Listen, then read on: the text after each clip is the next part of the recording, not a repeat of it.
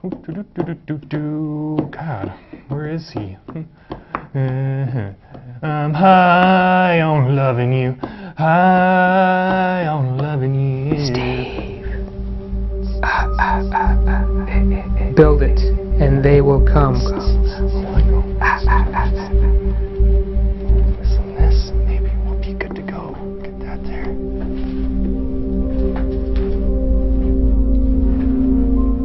Wow, really worked. Is this heaven? No, it's Moscow.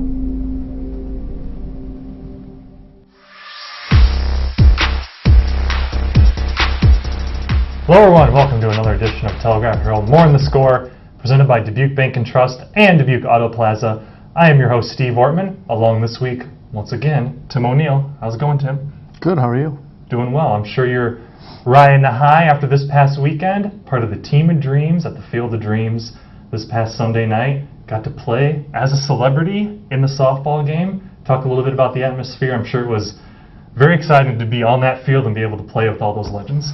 It really was. It was a dream come true, really. A chance to get on the field and play with a bunch of Hall of Fame players, a bunch of other players who haven't quite made it to the Hall of Fame, but have that aspiration.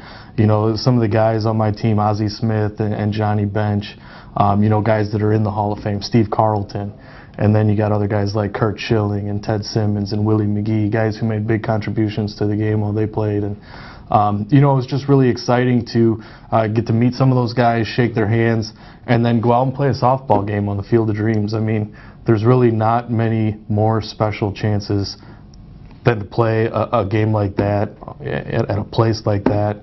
And it was just a fabulous time. I can't recommend it enough. If you get a chance to go out there in future years to do it, it's a whole lot of fun. It's a 2-day thing, and just an absolute blast. I can't say enough how much I enjoyed my time. Yeah, no. I was a little worried going in. You're going up, a lot of pressure, big crowd, a lot of legends there you're playing alongside and against.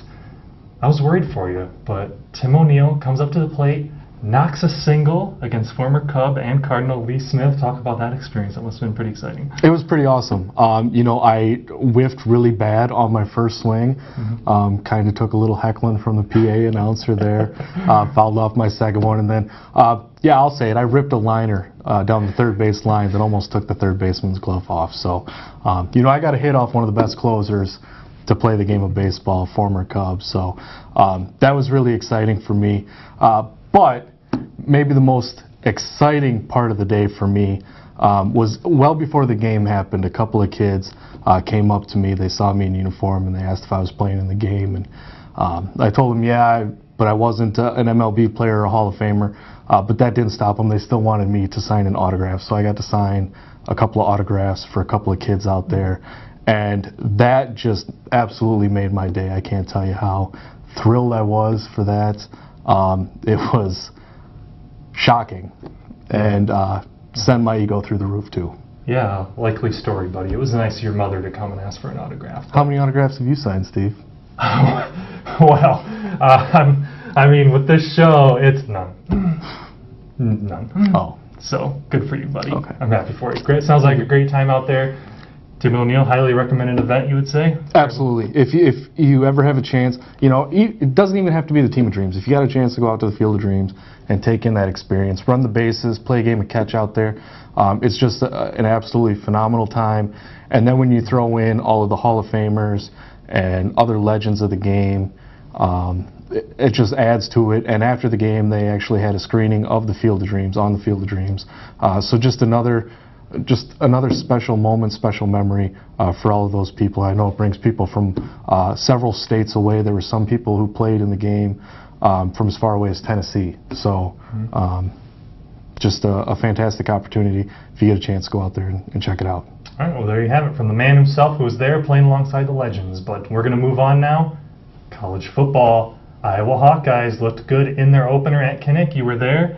And now we've got a big matchup coming up this Saturday. Iowa State and Iowa. It's the big game everyone gets excited for here in the state of Iowa. Let's talk a little bit about how the Hawks looked last week and what they're going to have to do to beat the Cyclones, who got upset by Northern Iowa. I guess you'd call it an upset in Matt Campbell's debut as head coach. Yeah, you call it an upset, but UNI has made a habit of beating ISU the past couple of years. As far as the Hawkeyes, the game got off to a rough start for them. Defensive captain Josie Jewell was ejected 7 plays into the game for a targeting penalty. That was a pretty nasty hit. It was, I tell you what, that was one, in slow-mo, that was one of the worst helmet-to-helmet hits I've seen. The way that guy's head bounced around, I'm surprised he got up and walked away. Thankfully. That created a big hole in the Iowa defense at middle linebacker, and Jack Hockaday stepped up. Some of you Stockton fans may remember he played against the Blackhawks in the Illinois Class 1A state championship game a few years ago for Maroa Forsyth. Stepped in as a true sophomore, and first series forced a fumble and thwarted a scoring drive. And that really started it going for the Hawkeyes. They did struggle a little bit on defense, gave up a bunch of yards in the passing game, gave up more than 100 yards rushing, so that's something they're going to want to correct. Offensively, they were very sharp. C.J. Beathard looked good. Akram Wadley ran for over 100 yards and 2 touchdowns. LaShawn Daniels added 2 touchdowns. So offensively, they looked really good. Special teams, they were good. Defensively, a little things to shore up, but it's the season opener, and you kind of expect to see some of those things in the first game of the season. Going into Iowa State, Jewell's going to be back, and he's going to learn from that hit. He's going to do whatever he can to make sure that nothing like that happens again, to keep him out of a game. And it's hate week in Iowa. I've seen the posts on Facebook.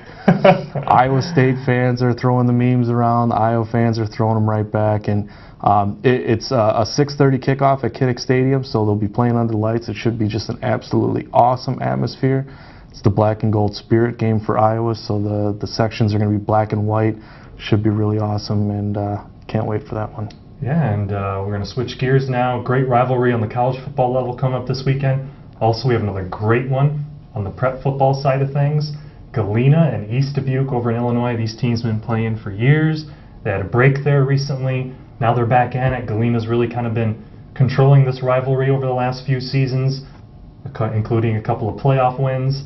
But coming into this matchup on Friday night in East Dubuque, teams are kind of trending in different directions right now. The Warriors are 2-0.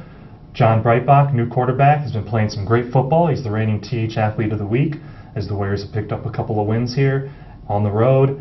And now they're looking excited for their home opener, and what better way could he ask for, bringing in a rival like Galena.